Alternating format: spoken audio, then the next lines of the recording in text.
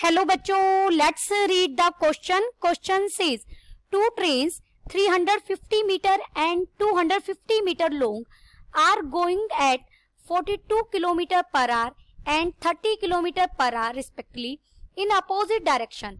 How long would it take them to pass each other? First we see the key concept. देखिए, हमसे time पूछा गया है. Time कैसे फाइंड आउट करते हैं? टाइम के लिए फॉर्मूला है time is equal to distance by speed. पहले क्वेश्चन के स्टेटमेंट को समझते हैं.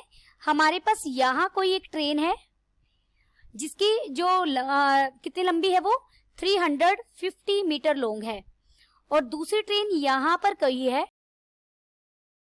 जो 250 मीटर लॉन्ग है, और ये दोनों अपोजिट डायरेक्शन में, यानी एक इस डायरेक्शन में और एक इस डायरेक्शन में.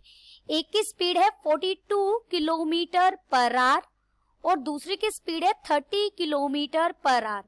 तो जब दोनों चल रही हैं तो सबसे पहले तो हम रिलेटिव स्पीड फाइंड आउट करेंगे. रिलेटिव स्पीड क्या होगी? दोनों की स्पीड ऐड हो जाएगी, क्योंकि पर आवर दोनों 42 प्लस 30 किलोमीटर डिस्टेंस कवर कर रही हैं, और टोटल डिस्टेंस इनके बीच में कितना है? ये इतने गैप पर नहीं है, आप इनको यहाँ पर लेंगे. ये 350 किलोमीटर वाली ट्रेन यहाँ पर ले लीजिए,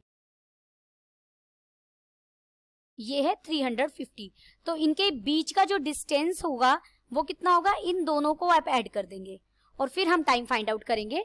देखिए, जो डिस्टेंस है दोनों ट्रेन के बीच का वो हो जाएगा distance is equal to 350 plus 250, और यूनिट क्या है? मीटर.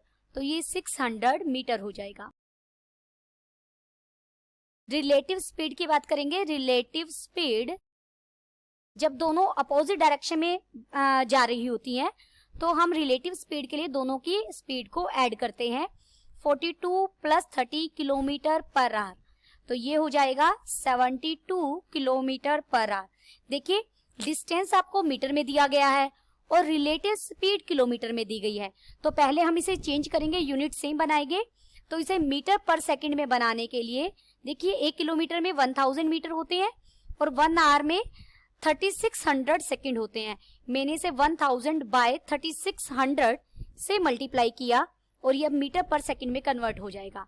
आप इसे कट करेंगे, यहां से फाइंड आउट करेंगे. 6 1 जा और ये 12 हो गया, 6 2 जा, तो यानी हमारी जो रिलेटिव स्पीड है वो हमें मिल गई 20 मीटर पर सेकंड. अब हम टाइम की बात कर सकते हैं.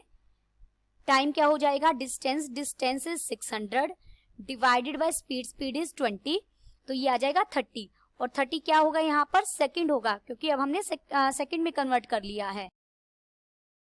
Then the final answer is, वो दोनों एक दूसरे को पास करने में कितना टाइम लेंगे? 30 second. Hope you understood it well. Best of luck.